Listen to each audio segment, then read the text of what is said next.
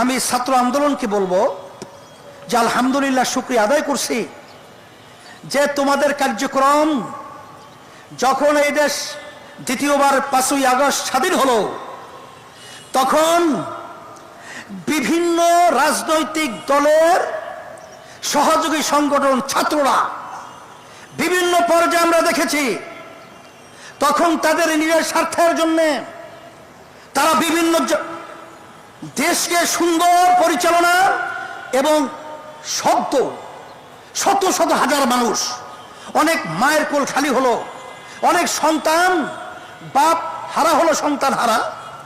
মা যখন বলতেছিল কয়েকদিন পর্যন্ত আমার সন্তান আমাকে মা বলে ডাকছে না, সেই কথা ভুলে গিয়ে ওই স্বার্থান্বেষী মহল এই বাংলাদেশের বিভিন্ন পয়েন্টে চাঁদাবাজি, সন্ত্রাসী, জায়গা দখল, বিভিন্ন পর্যায়ে অশান্তি করে তুলে বাংলাদেশকে অস্থিতিশীল করার চেষ্টা করেছে। আউযু বিল্লাহি মিনাশ শাইতানির রাজীম। বিসমিল্লাহির রহমানির রহিম। যাহারাল ফাসাদু ফিল বাররি ওয়াল বাহরি বিমা কাসাবাত আইদিন নাস। সাদাকাল্লাহুল আলিয়্যুল আযীম। সবাই দুরূদ শরীফ পড়ি। আল্লাহুম্মা সাল্লি আলা সাইয়্যিদিনা নাবিয়িনা ওয়া শাফিঈনা ওয়া হাবিবিনা ওয়া মাওলানা মুহাম্মদ সাল্লাল্লাহু আলাইহি ওয়া আলা আলিহি ওয়া আসহাবিহি ওয়া বারাক ওয়া সাল্লাম। শুকরিয়া আদায় করছি মহান রব্বুল আলামিনের দরবারে। ইসলামী ছাত্র আন্দোলন বাংলাদেশ প্রতিষ্ঠা বার্ষিকী সম্মেলনে উপস্থিত হতে পেরে সবাই বলি আলহামদুলিল্লাহ। আজকে প্রতিষ্ঠা বার্ষিকী সম্মেলনের লক্ষ্য উদ্দেশ্য সম্পর্কে আমরা ইতিমধ্যেই বিভিন্ন পর্যায়ের বক্তাদের বক্তৃতার মাধ্যমে বিষয়টা বুঝতে পেরেছি। আমি ব্যতিক্রম ধর্মী বিশেষ করে কয়েকটা কথা স্মরণ করায় দেওয়ার জন্য বলছি।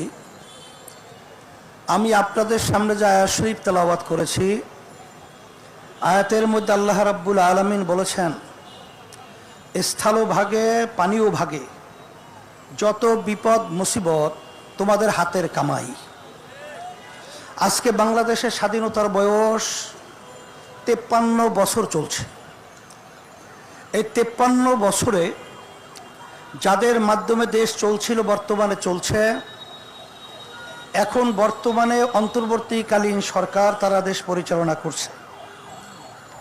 এর আগে পর্যন্ত বলছি যে এদের মাধ্যমে আসলে আমাদের বাংলাদেশের মানুষ আমাদের যা চাওয়া পাওয়া ছিল, বাস্তবে আমরা তাদের মাধ্যমে কিছুই পাই নাই।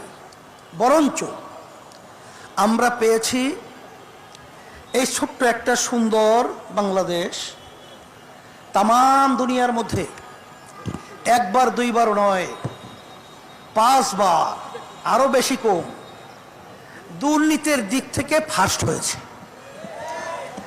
আজকে আমরা বাংলাদেশে কি পেয়েছি নতুনভাবে আলোচনা করে আমি আবার সময় আপনাদের ওভাবে নষ্ট করতে চাই না।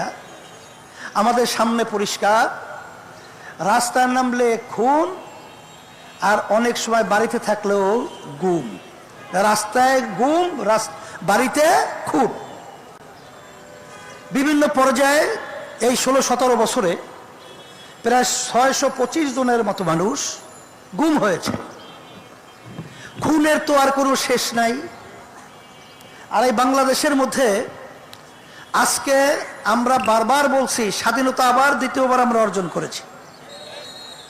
এখন অনেকে প্রশ্ন করতে পারেন যে আমরা তো 53 বছর আগে দেশ স্বাধীন করেছিলাম, আবার নতুনভাবে স্বাধীনতা কি? আসলে বাস্তবতা হলো এই যে আসলে আমরা স্বাধীন দেশে বসবাস করেছি ঠিক, কিন্তু আমরা বাংলাদেশের মানুষ স্বাধীন ছিলাম না। এখন আল্লাহর খাস মেহেরবানি, এখন আমরা স্বাধীনতা দেশে বাস করছি, স্বাধীনভাবে কথা বলতে পারছি। এখন আমার কথা হলো এতটুকুই যে 53 বছর স্বাধীনতার বয়স হয়ে গেল, আর বিপদ আপদ মুসিবত আমাদের হাতের কামাই। আমরা যেন সামনে আবার আমাদের ভুল সিদ্ধান্তের মাধ্যমে আমরা যেন আবার এই সুন্দর দেশটাকে আবার এরকম পরাধীনতা এবং খুনি এবং চাঁদাবাজ সন্ত্রাসীদের হাতে আবার যেন আমাদের দেশটাকে তুলে না দেয়, এই কথা স্মরণ করে দেওয়ার জন্যই মূলত আমি প্রথমে আপনাদের সামনে কথাগুলো বলছি। আর সাথে সাথে আমি ছাত্র আন্দোলনকে বলবো যে আলহামদুলিল্লাহ, শুকরিয়া আদায় করছি যে তোমাদের কার্যক্রম যখন এই দেশ দ্বিতীয়বার 5ই আগস্ট স্বাধীন হলো, তখন বিভিন্ন রাজনৈতিক দলের সহযোগী সংগঠন ছাত্ররা বিভিন্ন পর্যায়ে আমরা দেখেছি, তখন তাদের নিজের স্বার্থের জন্য তারা বিভিন্ন দেশকে সুন্দর পরিচালনা এবং শত শত হাজার মানুষ, অনেক মায়ের কোল খালি হলো, অনেক সন্তান বাপ হারা হলো, সন্তান হারা মা যখন বলতেছিল কয়েকদিন পর্যন্ত আমার সন্তান আমাকে মা বলে ডাকছে না, সেই কথা ভুলে গিয়ে ওই স্বার্থান্বেষী মহল এই বাংলাদেশের বিভিন্ন পয়েন্টে চাঁদাবাজি, সন্ত্রাসী, জায়গা দখল, বিভিন্ন পর্যায়ে অশান্তি করে তুলে বাংলাদেশকে অস্থিতিশীল করার চেষ্টা করেছে। সে সময় আমি তোমাদেরকে ধন্যবাদ জানাই যে তখন তোমরা বাংলাদেশের সংখ্যালঘু এবং অন্যান্য যারা নাকি বাংলাদেশে অন্যান্য ধর্মাবলম্বী রয়েছে, তাদের মন্দির, তাদের গির্জা এবং তাদের জান মাল ইজ্জতের হেফাজতের জন্য তোমরা পাহারা দিয়েছ, তোমরা স্বতঃস্ফূর্ত তাদের পাশে থেকে তাদের জান মাল ইজ্জতের নিরাপত্তার দায়িত্ব পালন করেছ। শুধু তাই না, আমরা দেখেছি যখন বাংলাদেশ বিভিন্ন পর্যায়ে যখন প্রশাসন তাদের দায়িত্ব থেকে অনেকটা দেশ বিভিন্ন বিশৃঙ্খলায় সময় পার করছিল, তখন তোমরা রাস্তায় নেমে তখন তোমরা মানুষের যানজট নিরসনের জন্য তোমরা সেখানে ট্রাফিকের ভূমিকা পালন করেছো। আমরা দেখেছি যখন করে আহত ছেলেরা কাতরাচ্ছে রাস্তায়, তখন তোমরা তাদের পাশে গিয়ে তাদের সহযোগিতায় কাজ করেছো। আমরা দেখেছি বন্যার্থ যখন নাকি ভারত থেকে পানি ছেড়ে আমাদেরকে না জানিয়ে আন্তর্জাতিক আইন লঙ্ঘন করে আমাদের দেশকে ডুবিয়ে দেওয়ার যখন ষড়যন্ত্র করেছিল, তখন তোমাদের সেখানে স্বতঃস্ফূর্ত স্বেচ্ছাসেবক এবং সাথে সাথে তাদের অন্ন বস্ত্র, তাদেরকে বিভিন্ন চিকিৎসার ব্যবস্থা তোমরা করেছো। আমরা তোমাদেরকে ধন্যবাদ জানাই। আর সাথে সাথে তোমাদেরকে আহ্বান করছি, আসো, এ দেশ যদি একটা সুন্দর দেশ করতে হয়, তোমরা দেখেছ ছাত্রদের সংগ্রাম এই বাংলাদেশকে জালিম সরকারকে, খুনি সরকারকে উৎখাত করার সংগ্রামে বিজয় লাভ করেছে। আমাদের এক দায়িত্বশীল বলেছিলেন যে সব রাজনৈতিক দল একত্রিত হয়েও এই সরকারের বলতে গেলে এক কণারও লড়াতে পারে নাই। কিন্তু আলহামদুলিল্লাহ, যখন ছাত্রদের আন্দোলন সংগ্রাম, যখন তোমরা ন্যায্য দাবি আদায়ের লক্ষ্যে যখন তোমরা স্বতঃস্ফূর্ত ভূমিকা পালন করেছিলে, তখন বাংলাদেশের সব শ্রেণীর মানুষ, এমনকি আপনারা দেখেছেন ইসলামী আন্দোলন বাংলাদেশ সর্বপ্রথম রাজনৈতিক ব্যানারে, অন্য কোন রাজনৈতিক দল তখন এই ছাত্রদের ন্যায্য দাবি আদায়ের লক্ষ্যে কেউ রাজপথে আসতে পারে নাই। তখন ইসলামী আন্দোলন বাংলাদেশ তার সমস্ত সহযোগী সংগঠন আমাদের জানমাল কোরবান করে ন্যায্য অধিকার বাস্তবায়নের পথে জেলে ঝুঁকি নিয়ে তাদের পাশে দাঁড়িয়েছিল। কিন্তু আজকে দুঃখ সাগরে বলতে হয়, যারা অন্তর্বর্তীকালীন সরকার আপনারা দায়িত্ব পালন করেছেন, রাজনীতি করতে করতে চুল পেকে গেছে, দাড়ি পেকে গেছে, দাঁত পড়ে গেছে, কিন্তু ওই চেয়ারে বসার সুযোগ হয় নাই। কিন্তু আজকে আল্লাহ আপনাদেরকে ওই চেয়ারে বসিয়েছেন। এ ত্যাগ শুধু আপনাদের নয়, এই ত্যাগ বাংলাদেশের প্রতিটা বাংলাদেশের জনগণের ত্যাগ রয়েছে। আজকে আপনারা বাংলাদেশে আজকে ইসলামকে, মুসলমানদেরকে এবং তাদের নীতি আদর্শকে অবজ্ঞা করবেন, তাদেরকে গুরুত্ব দিবেন না, এটা হতে পারে না, হতে দেওয়া যাবে না। স্মরণ করাই দিচ্ছি, এদেশে শতকরা 92 জন মুসলমান বসবাস করে, এবং এই দেশের জন্য যদি কেউ কিছু করে থাকে,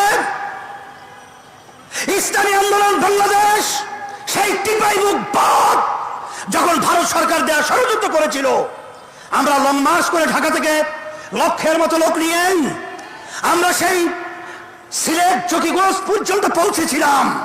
তখন আমরা অনেক দেশের দরদি দেখেছি, কিন্তু রাজপথে পাই নাই। আমরা করোনার সময় দেখেছি, যখন মা সন্তানকে ফেলে পালিয়েছে, স্বামী স্ত্রীকে ফেলে পালিয়েছে, যখন আত্মীয় স্বজন তাদের পাশ থেকে পালিয়েছে, তখন ইসলামী আন্দোলন বাংলাদেশ এবং তার সমস্ত সহযোগী সংগঠন জানের ঝুঁকি নিয়ে তাদের খেদমতের জন্য পাশে গিয়ে তাদের সেবায় নিয়োজিত ছিল।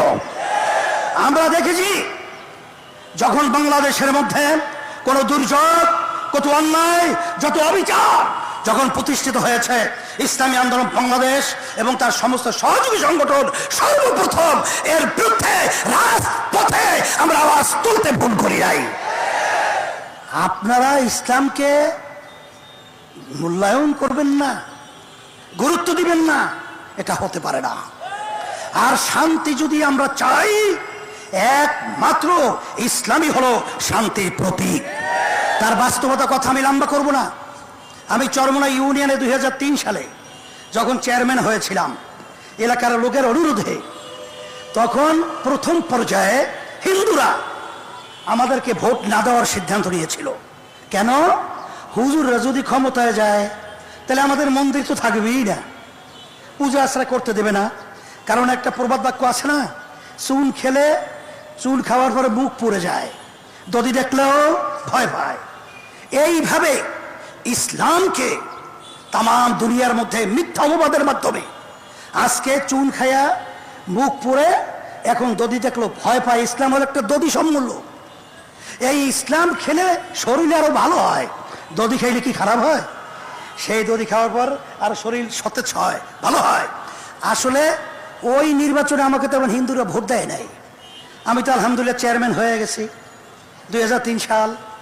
চেয়ারম্যান হওয়ার পরে এখন আপনারা চরমোনা যেন খবর নিয়ে দেখেন, সমস্ত হিন্দুরা দল টল বুঝে টুঝে না, একেবারে নির্দ্বিধায় ঝাঁকে ঝাঁকে ইসলামী আন্দোলনের প্রার্থীর পক্ষে তারা আজকে ভোট দেওয়ার জন্য উম্মদের মতো পাগল হয়ে কাজ করছে। আপনারা লক্ষ্য করেছেন, এই শাহবাগী যখন হিন্দুরা অবস্থান নিয়েছিল, সাংবাদিকদের সামনে হিন্দুরা বলেছিল যে আমাদের মন্দির, আমাদের জানমাল নিরাপত্তার দায়িত্বের জন্য ইসলামী আন্দোলন বাংলাদেশ আগিয়ে আসছিল। বরিশালে যখন প্রশাসন আমাদেরকে ডেকেছিলেন এবং অন্যান্য রাজনৈতিক দল সহ, তখন হিন্দুরা বলেছিল যে ইসলামী আন্দোলন বাংলাদেশ এবং তার সমস্ত সহযোগী সংগঠন আমাদের জানমাল, আমাদের মন্দির গির্জা পাহারা দেওয়ার বিভিন্ন ভূমিকা পালন করেছে।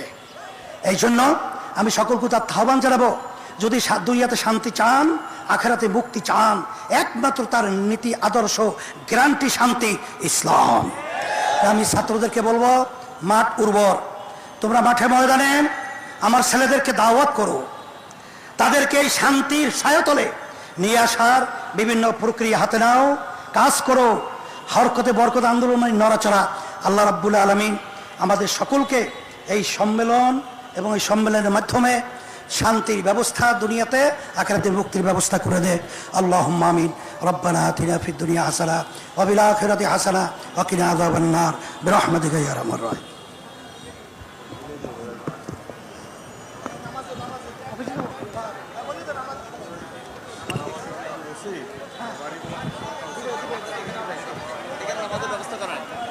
যে